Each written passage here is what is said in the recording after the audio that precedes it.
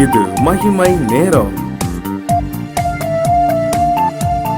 கிறிஸ்துவுக்குள் பிரியமான மகிமை தொலைக்காட்சி நேயர்களை இந்த மகிமை நேரம் நிகழ்ச்சியிலே சந்திப்பதில் மிக்க மகிழ்ச்சி அடைகிறேன். கர்த்தர் நமக்கு பாராட்டின இந்த மேலான கிருபைகளுக்காக தேவாதி தேவனை நான் ஸ்தோத்திரிக்கிறேன். பிரியமானவர்களே, இந்த நிகழ்ச்சி நிச்சயமாக நம்முடைய ஆவிக்குரிய வாழ்க்கைக்கு பிரயோஜனமாக இருக்கும் என்று சொல்லி கர்த்தருக்குள் நான் விசுவாசிக்கிறேன். இந்த வாரத்திலும் கூட கிருபையை குறித்து நாம் தியானித்துக் கொண்டு வருகிறோம். யார் யாருக்கெல்லாம் கர்த்தர் கிருபை கொடுக்கிறார் என்பதை குறித்து நாம் தியானித்தோம். அதோடு கூட மாத்திரமல்ல, கிருபையினால் வரும் ஆசீர்வாதங்கள் என்ன என்று சொல்லி நாம் இதத்தின் அடிப்படையில நாம் பார்த்து கொண்டு வருகிறோம். இன்றைக்கும் கூட 103வது சங்கீதத்துல நாம் வாசிக்கிறோம். 103வது சங்கீதம் 3வது வசனம் சொல்லுகிறது, அவர் உன் அக்கிரமங்களை எல்லாம் மன்னித்து, 5வது வசனத்தை 3 வசனங்களை சேர்த்து நான் வாசிக்கிறேன். அவர் உன் அக்கிரமங்களை எல்லாம் மன்னித்து உன் நோய்களை எல்லாம் குணமாக்கி உன் பிராணனை அழிவுக்கு விலக்கி மீட்டு உன்னை கிருபையினாலும் இரக்கங்களினாலும் முடிசூட்டி என்று சொல்லப்பட்டிருக்கிறது. இதுல 3 காரியங்களை நாம் வாசிக்கிறோம். எப்படி வாசிக்க வேண்டும்? அவர் உன் அக்கிரமங்களை எல்லாம் மன்னித்து உன்னை கிருபையினாலும் இரக்கங்களினாலும் முடிசூட்டுகிறார். கிருபை ஒரு மனிதனுடைய வாழ்க்கையில வரும்போது என்ன நடக்கிறது? அக்கிரமங்கள் எல்லாம் மன்னிக்கப்படுகிறது, அவனுடைய பாவங்கள் எல்லாம் மூடப்படுகிறது, அவனுடைய பாவங்கள் எல்லாவற்றையும் இந்த கிருபை சூழ்ந்து கொள்கிறது. இவன் ஒரு தகுதியற்ற பாத்திரம்தான், இவனுக்கெல்லாம் பாராட்ட வேண்டிய இரக்கமே பாராட்டக்கூடாது என்று சொல்லி அநேகர் சொல்வார்கள். இவன் செய்ததுக்கெல்லாம் இவனுக்கு இப்படியெல்லாம் செய்யவே கூடாது என்று சொல்லி மனிதர்கள் யோசித்துக் கொண்டிருப்பது உண்டு. ஆனால் அதே போல கர்த்தர் நம்மை பார்த்து யோசிக்க ஆரம்பித்தார் என்று சொன்னால் எத்தனை பேர் இந்த உலகத்துல நிலை நிற்க முடியும்? யோசித்து பார்க்கணும். ஆனால் அப்படி அல்ல பிரியமானவர்களே.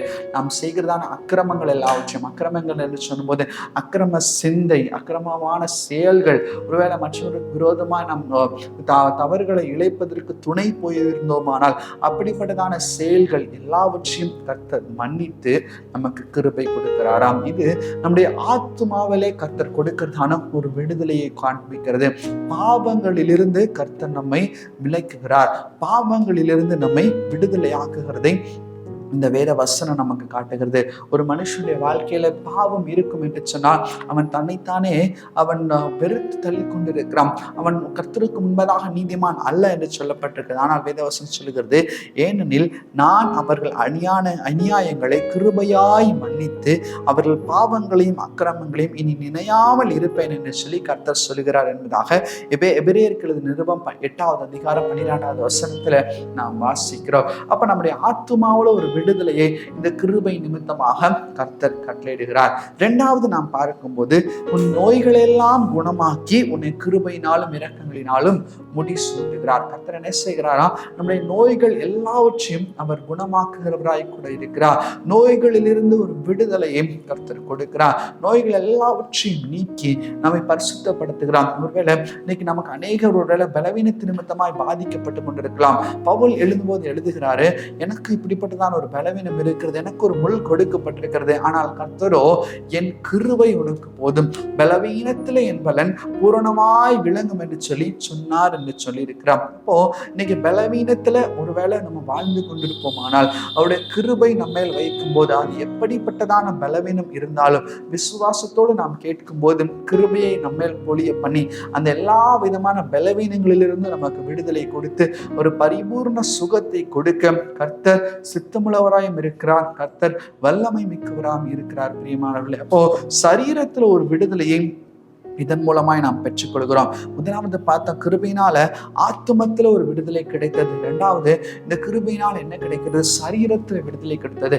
பலவீனம், இதனால பலவீனம் தன்னை பலவான் என்று சொல்ல கடவன். ஏதோ ஒரு பலவீனம் நமக்கு வந்து விட்டால், ஏதோ ஒரு சின்ன பலவீனம் நமக்கு வந்து விட்டால் அந்த பலவீனத்தை வைத்துக் கொண்டு நாம் ஒருவேளை சோர்ந்து போயிருக்கலாம், நம்ம ஒருவேளை பயந்து போயிருக்கலாம், கலங்கி கொண்டிருக்கலாம். ஆனால் இப்படிப்பட்டதான பலவீனங்கள், சோர்வுகள் நமக்கு வராதபடிக்கு அவை எல்லாவற்றிலிருந்து நம்ம விடுதலையாக்கும்படியாக கர்த்தர் நமக்கு கிருபை தருகிறவராய் இருக்கிறார். நமக்கு பயந்து தமக்கு கிருபைக்கு காத்திருக்கிறவர்கள் கழுகுகளை போல செட்டைகளை உயர்த்தி பறப்பார்கள் என்று சொல்லப்பட்டிருக்கிறது. ஒருவேளை இன்னைக்கு பலவீனத்து நிமித்தமாய் குஞ்சி போய், பலவீனத்து நிமித்தமாய் ஒரு இருதயத்துல ஒரு பாரத்தோடு கூட நாம் இருப்போமானால் நம்மேல் கிருபை வைக்கிறவராய் அவர் காணப்படுகிறபடியால் எல்லா பலவீனங்களிலிருந்தும் ஒரு விடுதலையை கர்த்தர் இன்னைக்கு உங்களுடைய வாழ்க்கையில கட்டளையிடுகிறார். வாயத்திறந்து சொல்லுங்க, பலவீனனும் தன்னை பலவான் என்று சொல்லக்கடவன் என்று வசனம் சொல்லியிருக்கிறது. ஆண்டவரே, உம்முடைய கிருபைக்காக நன்றி.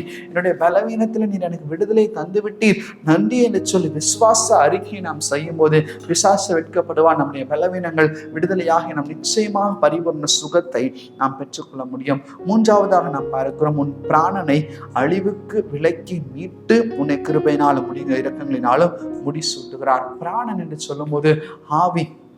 இன்னைக்கு அநேகருடைய ஆவியில ஸ்பிரிட்ல ஒரு போராட்டம் இருக்கிறது. அநேகருடைய ஆவியில ஒரு போராட்டம்.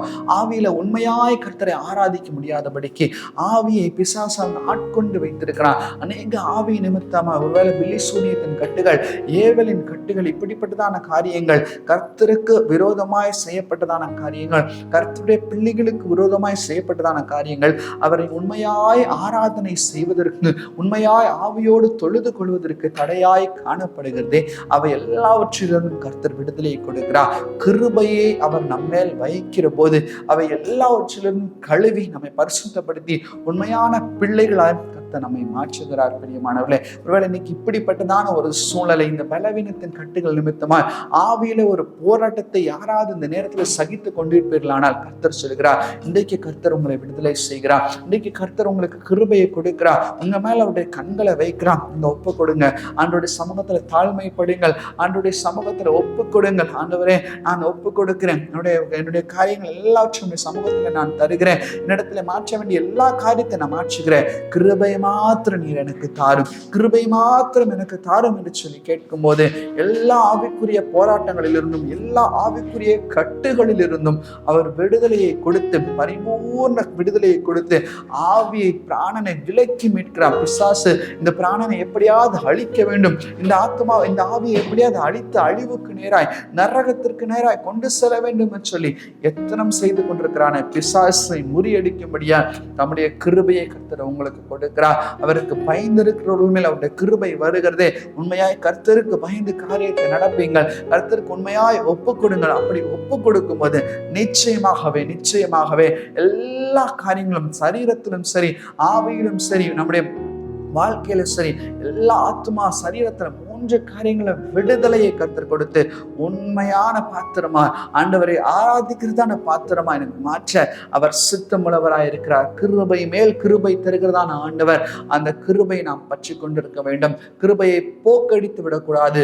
தங்களுக்கு வருகிற கிருபையை போக்கடிக்கிறார்கள் என்று சொல்லி வேதத்துல ஒரு கூட்ட ஜனங்களை குறித்து சொல்லப்பட்டிருக்கிறதே, அப்படி நாம் போக்கடிக்காதபடிக்கு உண்மையாய் கிருபையை பற்றி கொண்டு விடுதலையோடு கூட ஆண்டவரை ஆராதிக்கிற ஜனங்களாய் நாம் மாறுவோம். அப்படிப்பட்டதான பாக்கியங்களை பெற்றுக்கொள்ள கர்த்தர் நம்மை அழைக்கிறார். இந்த நேரத்துல நாம் ஒப்பு கொடுப்போமா? கண்களை மூடி ஆண்டவர் நோக்கி பார்த்து ஜெபிப்போம். எங்களை நேசிக்கிறதான நல்ல பிதாவை, இந்த நேரத்துல சுவாமி ஆண்டவரே, உடைய கிருபையினால எங்கள் ஆவி, ஆத்மா, சரீரத்துல ஒரு விடுதலை உண்டாகிறது என்பதை நாங்கள் விசுவாசிக்கிறோம். நீர் கிருபை மாத்திர தாங்கப்பா. ஆண்டவரே, நாங்கள் தகுதி இல்லாத பாத்திரம் சுவாமி, எங்களுக்கு கடுகளவு கூட தகுதி இல்லை அப்பா. ஆனாலும் சுவாமி, உடைய கிருபையினால் நாங்கள் ஆராதனை செய்யணும். ஆவியோடும் ஆத்மாவோடும் உண்மையாய் நாங்கள் ஆராதனை செய்யணும். எங்கள் அக்கிரமங்கள் எல்லாவற்றையும் கழுவும், எங்கள் பாவங்கள் எல்லாவற்றையும் கழுவும், நோய்கள் எல்லாவற்றையும் சுகமாக்கும் அப்பா. பிராணனை அழிவுக்கு எங்களை மீட்டு பாதுகாரும் என்று சொல்லி நாங்கள் ஜெபிக்கிறோம் அப்பா. இந்த நேரத்துல போராட்டத்தின் ஆவியினால சிக்குண்டு தவிக்கிறதான எல்லா காரியங்களும் இயேசுவின் நாமத்தினால அதமாகி போவதாக, உம்முடைய அலங்கம் ஸ்தாபிக்கப்படுவதாக அப்பா. உம்முடைய தூதர்களால் நீர் பாதுகாப்பை கொடுப்பீராக சுவாமி அப்பா. ஒருவேளை யார் தகப்பனே அப்பா பில்லி சூனியத்தின் கட்டுகளினால் பாதிக்கப்பட்டிருக்கிறார்களோ எல்லாம் இந்த நேரத்தில் விடுதலை ஆவதாக, எல்லா அலங்கங்களும் தகர்க்கப்படுவதாக, அந்த வீடுகள்ல இயேசுவின் அலங்கம் ஸ்தாபிக்கப்படுவதாக, உடைய தூதர்கள் பாதுகாப்பு உண்டாவதாக அப்பா. நீர் அப்படி செய்கிறதற்காக கோடி கோடி ஸ்தோத்திரங்களை நாங்கள் ஏறெடுக்கிறோம். உடைய நாமம் ஒன்றே மகிமைப்படுவதாக. கிருபைக்கு காத்திருக்கிறோம். கிருபையினால் நிரப்பும் முடிசூட்டும். நீரே மகிமைப்படும். மீட்பராம் இயேசுவின் இன்ப நாமத்தில் வேண்டி ஜெபிக்கிறோம் எங்கள் ஜெபங்களும் நல்ல பிதாவே. ஆமென், ஆமென், ஆமென்.